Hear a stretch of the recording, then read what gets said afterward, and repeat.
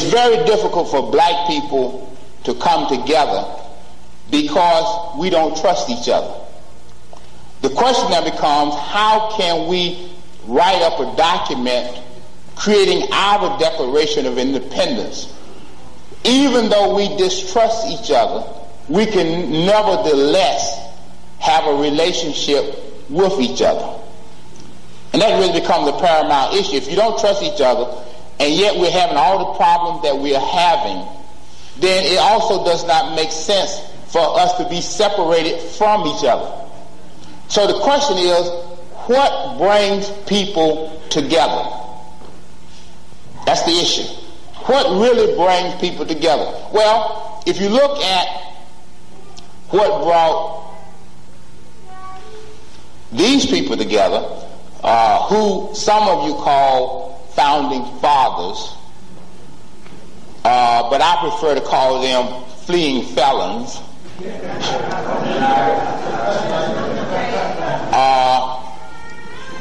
If you look at these fleeing felons and recognizing that there is no honor among thieves. All right, so when this Constitution was written, it was written with the idea that there's no honor among thieves, and we have to watch out for each other.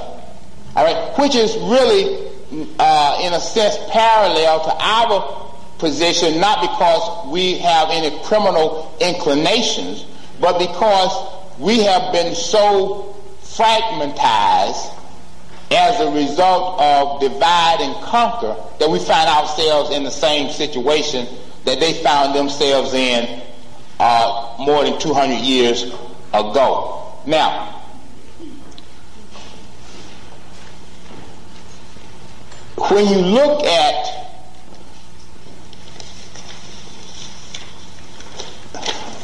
the back of this self-government, where I listed under slavery, A through H, several provisions that deal with the Constitution. When you look at the commerce and credit,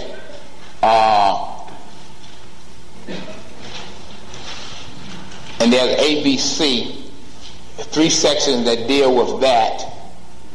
I had my little blackboard. Did that ever get here?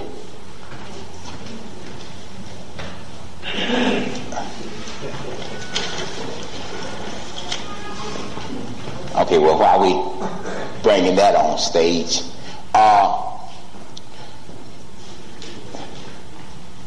when you look at the Constitution itself, the critical term that I want you to leave here with is this. The Constitution relates to interests. I-N-T-E-R-E-S-T-S. Interests. And that different people had different interests. All right? All of their interests were unlawful, but they nonetheless were different interests. You had some people who were slaveholders, and you had some people who were manufacturers, and people who were manufacturers were people who were not necessarily interested in slaves, and people who were landowners were not necessarily interested in manufacturing. Then you had your security holders, people who made their money by marketing stocks and bonds. Now, all of these were different interests. Now, if you look at the Constitution itself, what you begin to realize is that contrary to the idea that this document was established to protect minority rights or to give people certain freedoms, it was simply a contract that reflected various interests.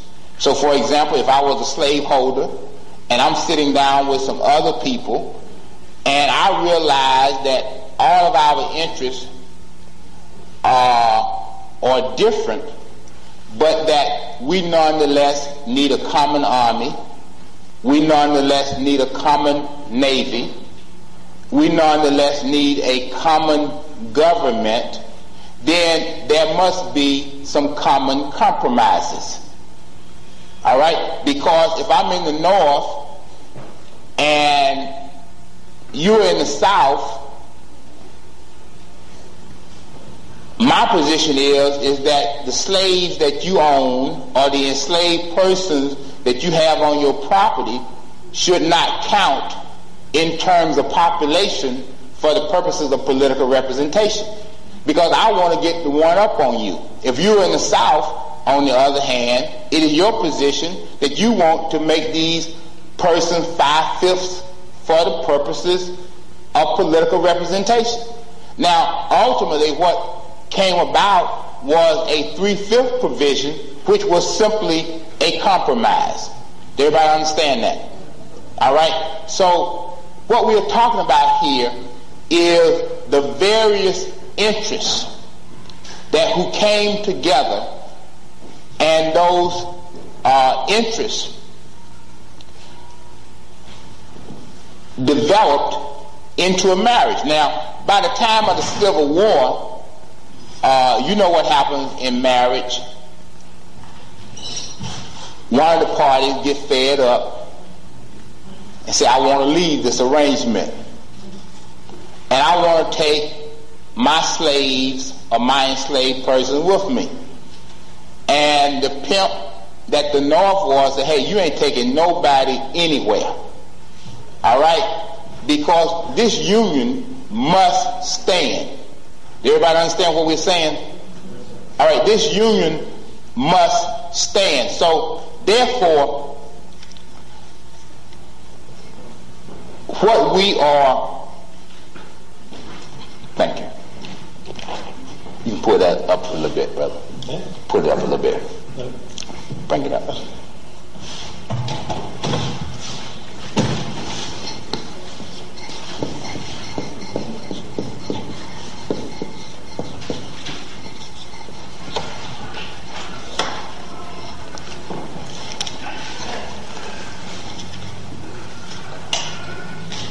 Now, why this is important is for this reason.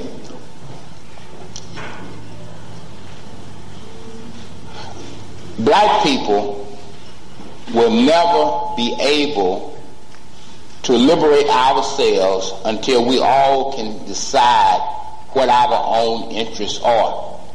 But in order to decide what our interests are, we must have an interest first in ourselves. Or as the ancient people of Kemet said, we must first know thyself. All right? Before you can have an interest in yourself, before you can have an interest in anything else, you must first know thyself. If you do not know thyself, then you cannot unite with anybody. All right? So all of this whole idea about unity can only exist when we first have an interest in ourselves and then have external interests as a result of that. That's the only way that we can ever come together. Because if we do not know who we are, then we can have no interest to defend in the first place. And so when we look at these various interests, what is significant here is that the only people that could become citizens of the United States were people who had property. Pure and simple. If you were a woman, if you were a slave, if you were an indentured servant, or if you were a white male without property, you were disenfranchised. So the whole idea of America is about property. The notion that was given about 40 acres and a mule related to citizenship. You cannot become a citizen of America without property. Pure and simple. When the Constitution was first formed, the only white men that sat down and wrote the Constitution were men with property. Pure and simple. All right? In New Jersey today, there are people that run for office. They're called freeholders. Am I right? All right? The reason why they're called freeholders is because they had to hold property in order to be free. So we're talking about the nature of America and whether you can ever gain your freedom in America being a people without property. And the answer to that is that when this Constitution was first written, it wasn't just the idea that people were brought from Africa. More importantly, was the idea that those people that were brought from Africa had no property interest. And this is the reason why many times today when you send somebody to Trenton, to the state capitol, or you send somebody to Washington, and you say, well, they sold out, they're not representing us. Well, they can't represent you because you have no property. All right? You can't be represented when you have no property. All right? You cannot call yourself a poker player if you are sitting at the table with a handful of cards and no chips. All right? You can't call yourself a poker player. All right? You're not really playing poker if you're at the table with no chips. All right? If you have no chips, then nobody can represent you because you're not relevant to that game, because America is a game. All right? And there are certain rules of the game. And when you do not have the chips to play in that poker game, then you have no chance of ever hitting the jackpot.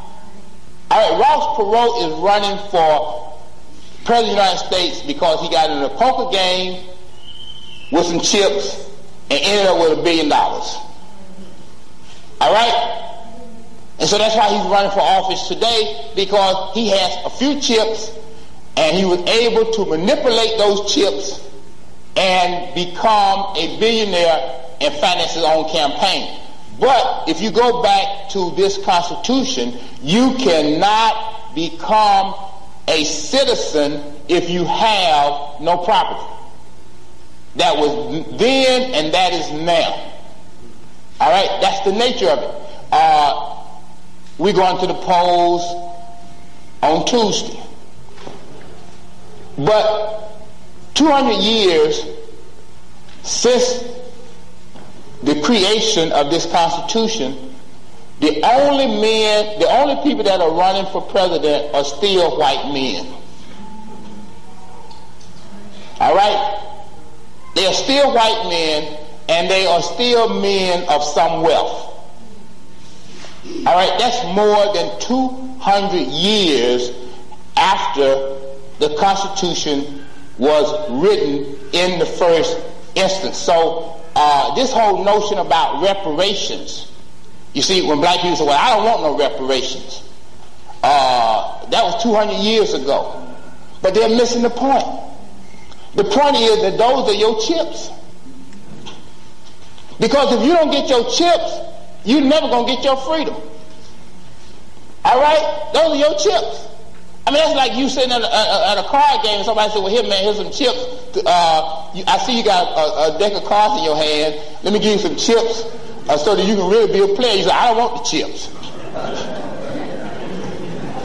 All right? I don't want those chips. I want to just sit here with some naked cards in my hand. All right? You understand what I'm saying? Oh, we're talking about reality here. You see? You know, there's a real basic ignorance that goes on with our people because we have no knowledge of the science of government and the science of process of what's going on here. This is reality. This is reality. So when this document was written, everybody who was a part of this process either owned real property or personal property. And that could be in the form of stocks or something like, or bonds or something like that. But it was nonetheless, it was property.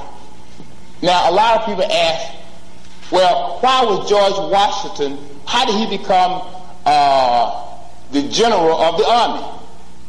And how did he eventually become the first president of the United States?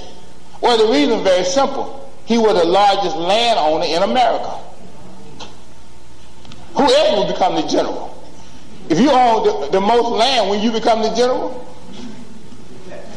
All right? If you own all the land, when you become the general? All right? I mean, he certainly wasn't going to be a corporal or a buck private if he was the largest landowner in America. All right? So the whole idea of rank related to how much property people had in the first instance. You see, because this is important for this reason. I participated in the civil rights movement. I was involved in voter registration in the 60s. I took my lumps and all of that. Now, I know more today than I knew then. There are some people that I know who know no more today than they knew then. All right? I mean, they just didn't grow at all. All right? But at least that was a growth process with me. Now, 30 years ago, the discussion we had was, did the chicken precede the egg or did the egg precede the chicken? All right? In other words, does economics precede politics or does politics precede economics? Because that was a big discussion. You know, which is more important? Well, they really go hand in hand.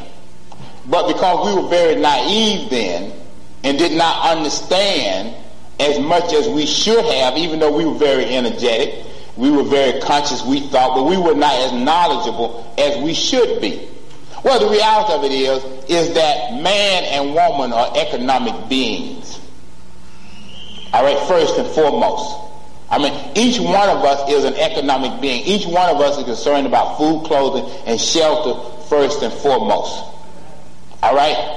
So we're economic beings. We will bind ourselves together politically in order to deal with the distribution of those goods and services. All right? So we will bind ourselves together politically in order to make decisions as to who gets what. But we are nonetheless economic beings. All right, in the first place. Now, the reason why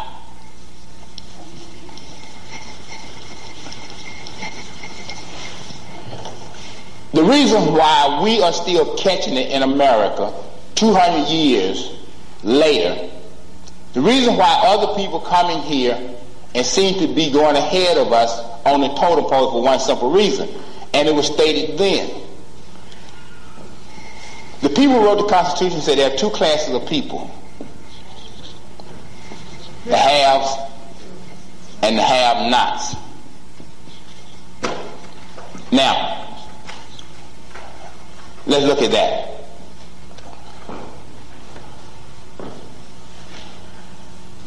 The have-nots are considered enemies of the haves.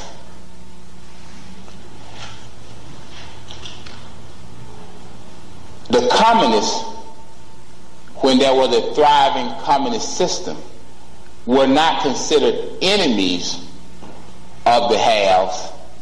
They were considered their opponents. That's a big difference. Which is the reason why, when there was a breakdown of communism, America could embrace Russia, but cannot embrace us. All right? Because when this document was first written, Hamilton, Madison, and others stated that as long as there's an unequal distribution of property, our greatest threat is from the have-nots. So this is important. Now, a lot of people say, well, yeah, that was 200 years ago. But if that was your great-great-great-granddaddy who said that 200 years ago, you would listen to him too. That's what you call respecting your ancestors. All right? See, some of us may not respect ours, but these people will respect theirs. All right? So the people that wrote the Constitution said that the people that we have to fear from most are the have-nots. Anytime that there's an unequal distribution of property, all right, we have to tighten up on the have-nots, which is why when you read all of these constitutional provisions, you will notice that one, there's a 3/5 clause that relates to slavery. Secondly, the slave owner said we don't want no head tax on our slaves. Third, they said we want international slave trade to continue to 1808.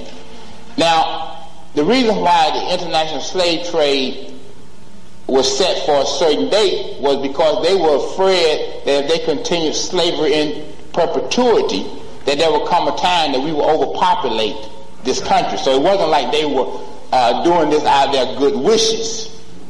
All right?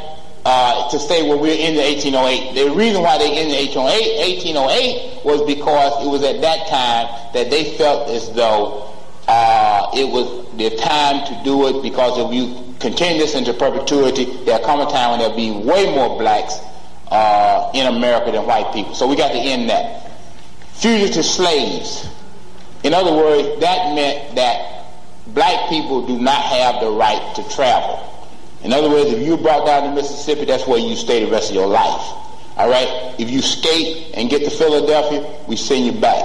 All right? So when the slave owners sat down together, that was their concern. Fugitive slaves, we want to make sure that they get to a northern city, you'll send them back south.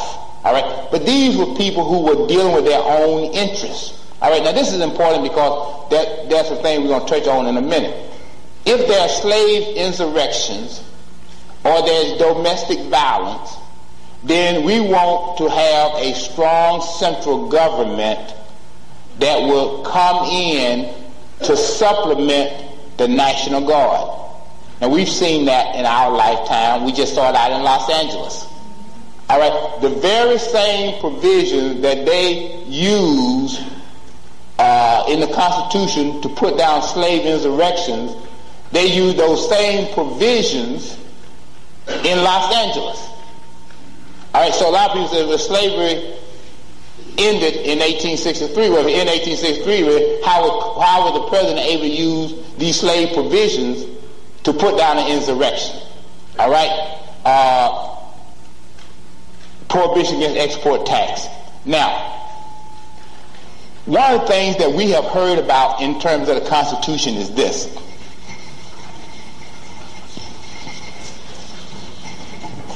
Has anyone heard the idea that the Constitution was designed to protect minorities? Has everybody ever heard that? You never heard that? That the Constitution was designed to protect the minority interests? Nobody never heard that? Yeah, they taught you in that school. Absolutely. In government, they always would say that the Constitution was designed to protect the rights of minorities. Is that correct? All right, right. Now, when you heard that, what minorities did you think of? I mean, what minorities to help? All right. Okay. So.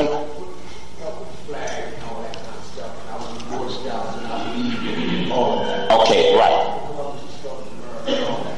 Absolutely. Well, I'm sure you're not sitting here by yourself. All right? Even though some of us may not be as honest and as candid and as straightforward, I'm sure that you're not sitting here by yourself. All right? Now, I'm going to tell you what I thought as a matter, I'm going to tell you what we even thought in law school. I thought that when they said that the Constitution was designed to protect the rights of the minority, I thought that they were I knew they weren't talking about me. I mean, I wasn't that dumb. All right? But I thought that they were probably talking about the Jews. I thought that they were talking about the Catholics.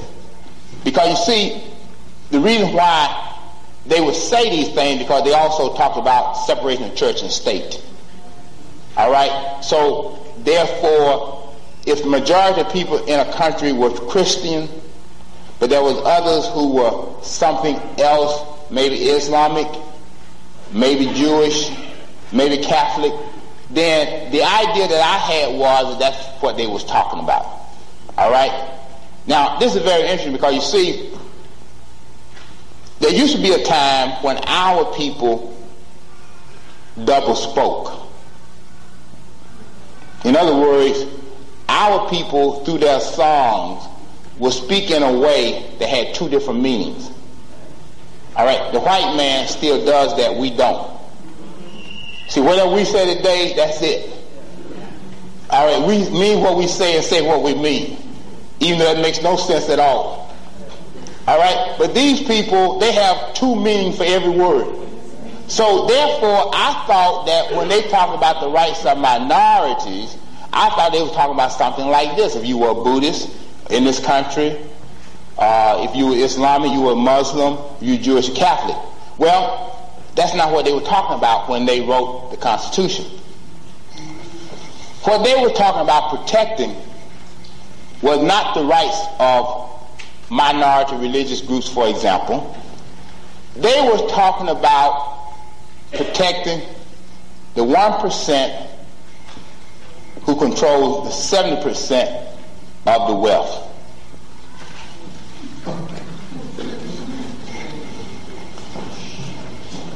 All right? That's what they were talking about. They weren't talking about protecting these religious groups at all. They were talking about protecting the few who control the most. All right? To make sure that if the majority ever organize against the few, that the few could always say, yeah, but you got to make sure that my constitutional rights are protected. Which means that this was guaranteed to make sure that the status quo always remained. You understand what I'm saying? All right. Now, I say all this because you see, even when you go through law school, they don't teach you any of this. I mean, when lawyers go out, they just brainwash as everybody else. All right? And most of us do not try to learn any better because the whole idea of going to law school is to make money. So who needs knowledge if you are given a license to make money? All right, so most times we don't check into this. But when we check into it, what we find is that this right of the minority against the majority is only economic. Now, what are we saying here?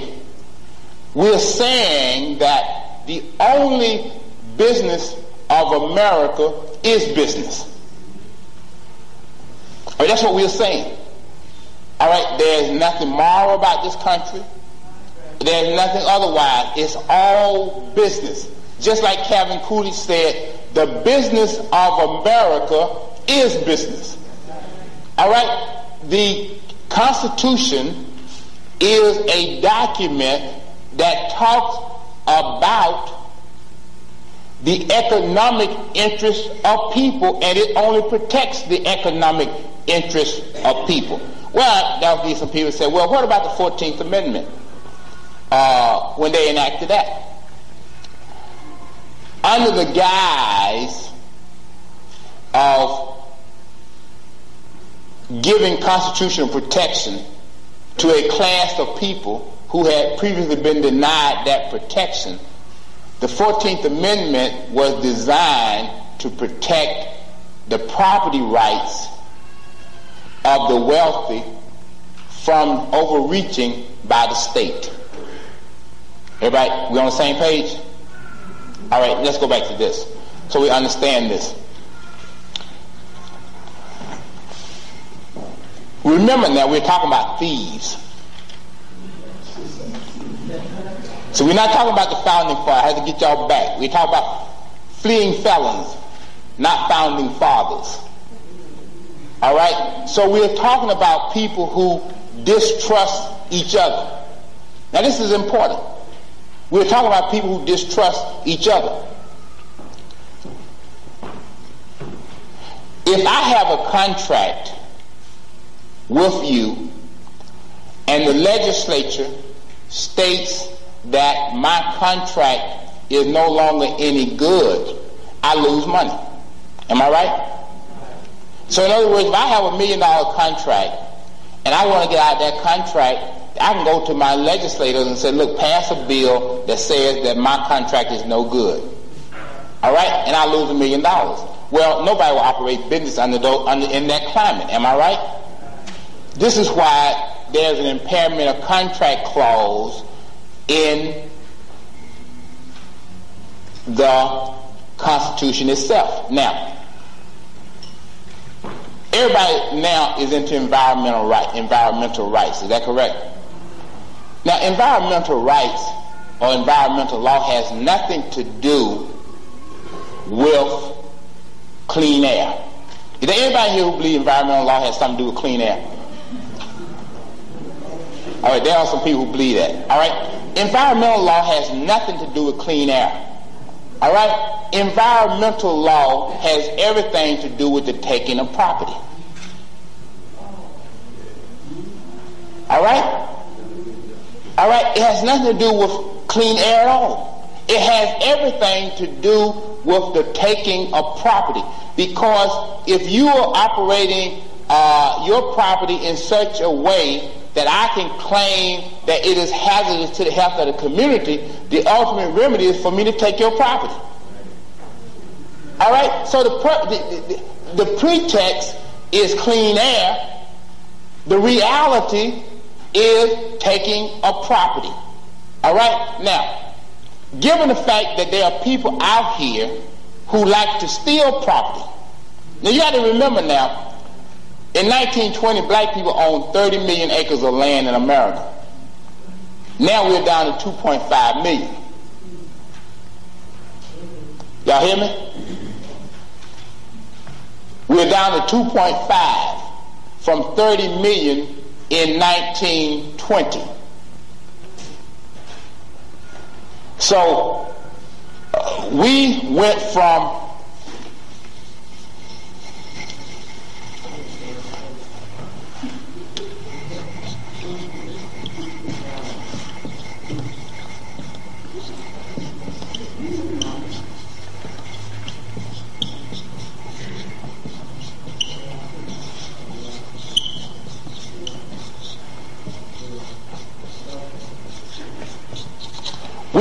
economic wealth to social rights.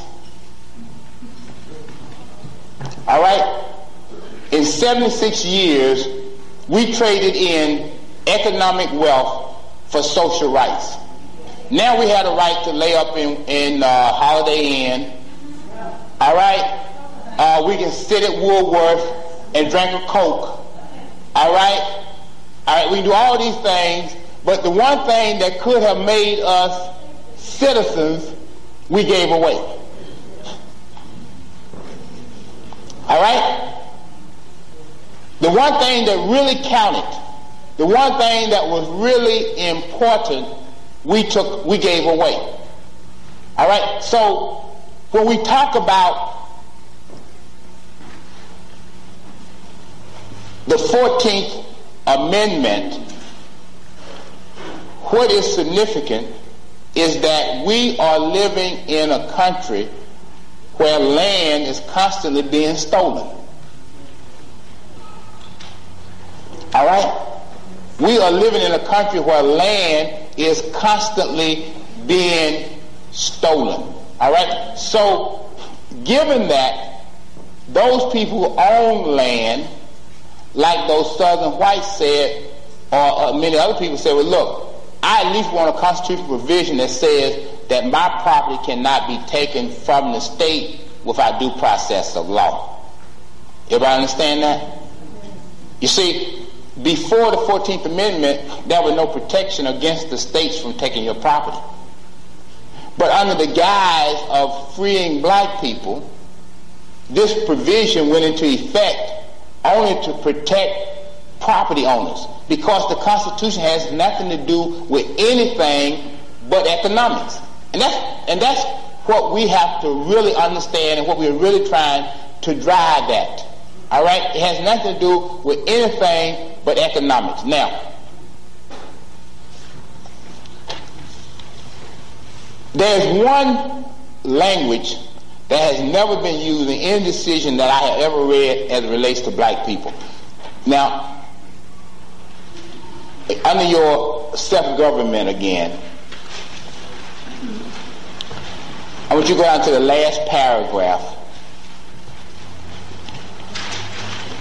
And it says in quotes, the Indian nations had always been considered as distinct, independent political communities retaining their original natural rights. Y'all hear that? Now, they didn't say retaining their original civil rights. They said retaining their original natural rights. That's a big difference. All right? You have never read in any court decision where the judiciary in this country has ever considered black people as having natural rights.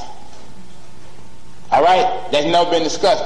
The first time that we ever had any rights at all, it was called civil rights. Now, this is important for this reason. Civil rights are those rights that other men give to other people. You understand that? That's what civil rights are. Now, that is not the same as a natural right.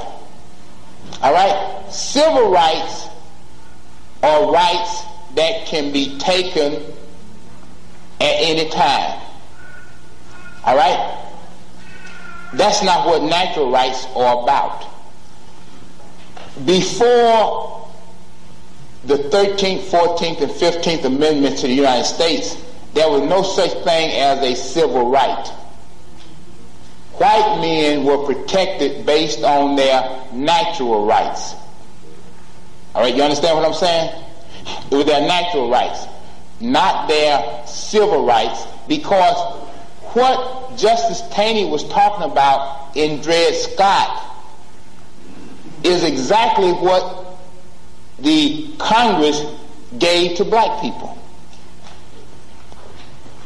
Now, we are attacking Dred Scott as being bad law, and yet we are now living under bad law.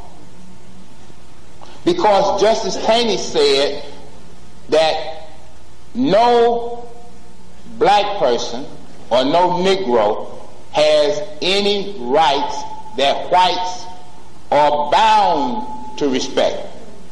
Now, he didn't say that blacks did not have any rights. He just simply said that they do not have rights that whites are bound to respect. All right? Now, every 5 years or so, we are biting our fingers hoping that they pass another civil rights law. Am I right? Every so often, you know, they say, well, we don't know whether we're going to give another civil rights law or not. And then everybody start lobbying. Well, you better write your congressman to make sure that they give us our civil rights for another 5 years. Well, that is no more than what Justice Taney said that we had in the first place. Because if they can give and take when they so choose, it means that you have no rights that they are bound to respect.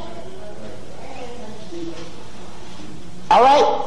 You have no rights that you are bound to respect, because if we have to wait to 1998 for them to sign another civil rights bill, and we got to write our congressmen, our senators, hoping that they will do the right thing, all right, it means exactly what Justice Taney said. even though he's been attacked as the villain, but in fact, it is what he said is correct. And the reason why it is correct is because we have no economic interest, no economic stake in America. All right? Which is why we're in the condition that we are in. All right? That's pure and simple. Now, when we talk about natural rights, now there are many natural rights. But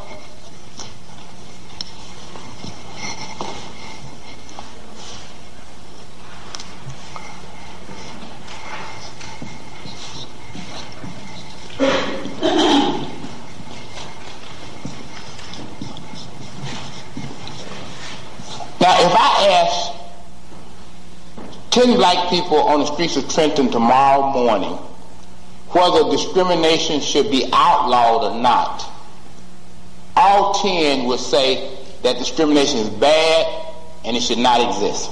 Am I right? Would y'all believe that? That a great majority of people say, well, man, discrimination is bad and it should not exist. All right? Now, the prohibition against discrimination arises out of civil rights, but is not condemned by nature. See, nature does not condemn discrimination. Man may, but nature doesn't. Now, man lives according to nature. When the Declaration of Independence was set up, the Declaration of Independence said, Thomas Jefferson authoring it, that these are natural rights. Am I correct? That white men are entitled to. One of those natural rights is the right of discrimination. All right, that's a natural right. Now, how do you prove that? Let's look at your immune system. If your immune system fails to discriminate between those healthy cells and those viruses and bacteria that is in your body, you will die. So there are certain antibodies that are in your system, all right? And they are there to fight those foreign bacteria and those foreign toxic substances that are in your body, and they destroy them. But if there comes a time when your system is incapable of knowing who is friendly and who is harmful, then your immune system breaks down. But your immune system can only operate on the basis of discrimination. If you were a zebra out in the open, and if a lion came up on you, and you went up to the lion thinking that it was a kitty cat, all right, it would be over. Because you can't discriminate between a lion and a kitty cat. And that could be dangerous to your health.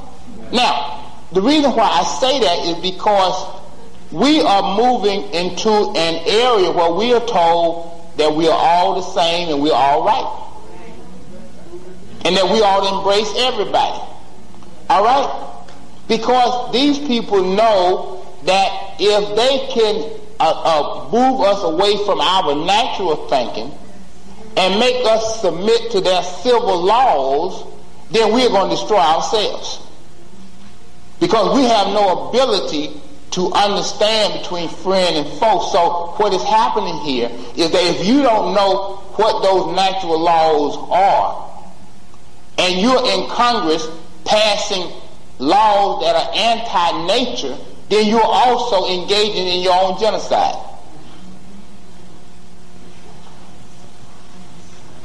All right?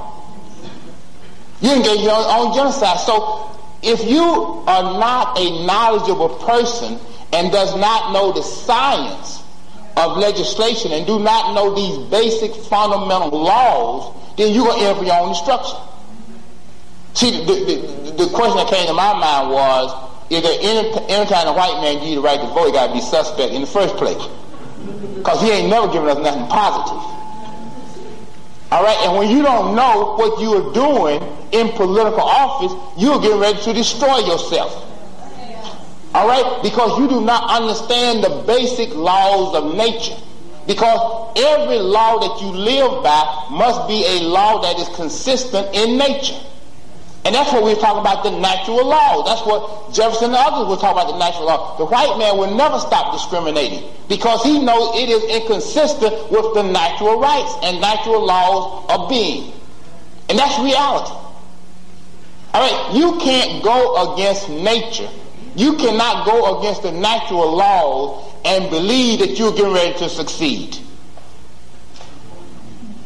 All right, you cannot do that.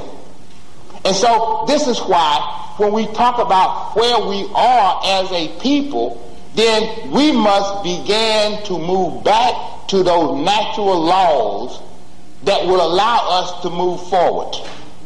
All right, and this is just one example of it. I mean, because in every biological system, there is an immune system. This is just one example. And it protects you from those foreign substances. And so every law that you live by must be consistent with that. And so this is why when we talk about the Constitution, we are talking about the nature of white people. All right? And how they really operate as an economic being. If you don't understand their nature, you cannot deal with them in the first place.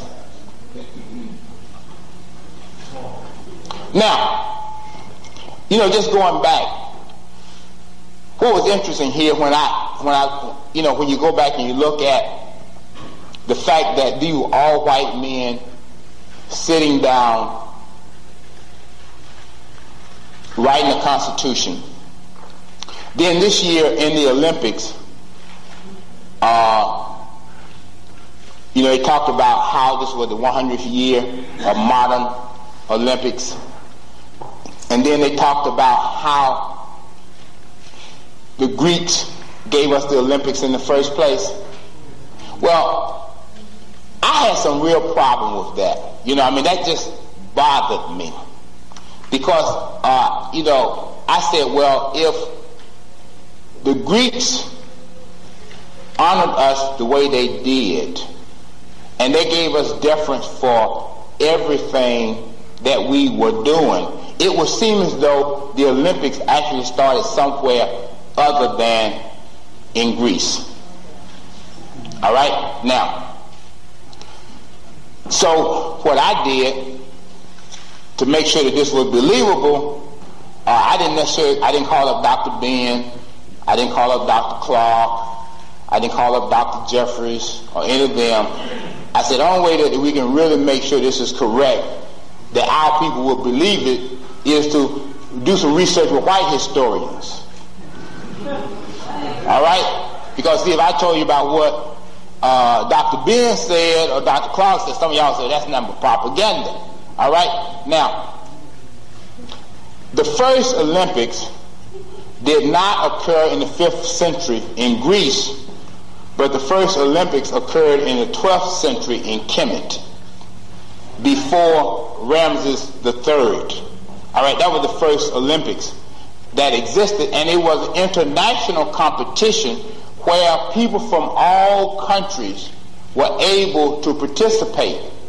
It was only when the Greeks borrowed the idea from the ancient Egyptians that they made it mandatory that you had to be a white male, all right, in order for you to participate in the Olympics. But the Olympics themselves actually occurred in 1160 BC before Ramses III, all right? And the first sports facility was actually built in 2600 BC in front of the Step Pyramid at Saqqara, I believe, S-A-Q-Q-A-R-A, I believe, is the spelling of that particular pyramid. But the first sports facility actually occurred there.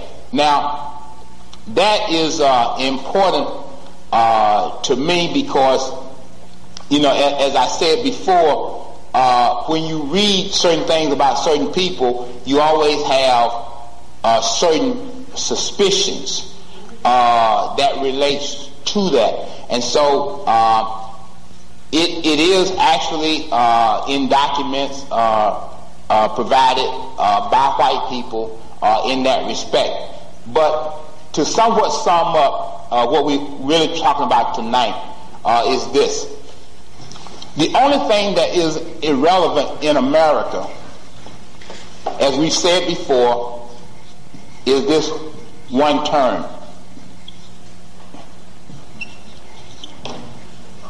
Now, interest. Now, this is relevant in many ways. First of all, we talk about having an interest in property or having an interest in real property or personal property.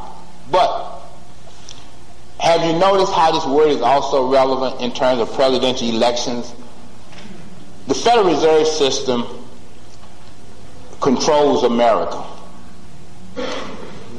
All right? The actual election of the president of this country is not going to occur next Tuesday, but it actually occurred on March 5th, 1996, when Alan Greenspan was reappointed as chairman of the Federal Reserve Board. All right? Now, this concept is so important because you remember about 2 months ago, there was a great concern about whether the Federal Reserve was going to raise the interest rates or not. You remember that? Now, when the Federal Reserve System decided not to raise the interest rates, they, in fact, at that time, elected Bill Clinton as the next president, endorsed his re-election as president of the United States. Because had they increased the interest rates at that time, it would have disturbed the unemployment rate. All right, it would have sent it up, and therefore people would have been more inclined to bring in dough. But Greenspan and the Board of Governors decided by not increasing the interest rate then. Now I will guarantee you that as soon as Bill Clinton is coronated, that the interest rates will go up, and as a result of that, unemployment will definitely ensue. All right? But the point that we are making is that everything in America revolves around this term. That's the point. Whether you have an economic interest, whether you have a property interest, whether you have a bank interest, but the bottom line is that America is driven by one word, all right, and that is interest. Now, the reason why that is important because I tell this story all the time, but it's true. I never went to college, or I never attended classes. I enrolled in college. I don't want anybody to think that I have some fake degrees, but I never attended class. All right? Now, there was one thing that I figured out, even without knowing who gave us mathematics, and that was everything can be reduced to the lowest common denominator. Everything can be reduced to the lowest common denominator, and everything should. If you take a class, you may have a course book that is 500 pages. But if you go through that course book well enough, you can reduce everything in that course book to one word. All right? And that becomes your operative word to resolve all issues. All right?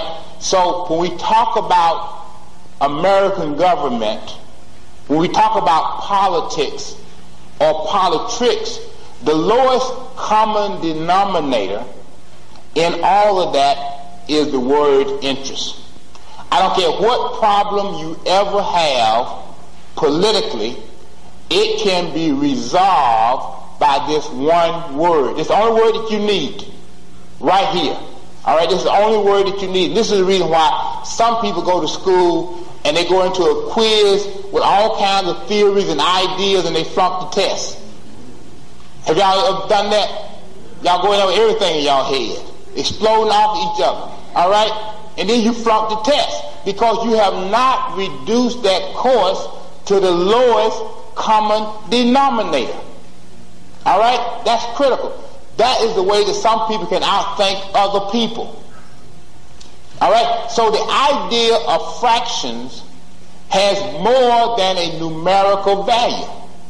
The idea of fractions has an ability to reason in a critical and analytical fashion and to be able to reason very quickly. You see, because when you only have to retrieve one word, I don't care how many different problems come up. Now, at the end of this, I understand it's going to be a question and answer. I don't care what question you ask.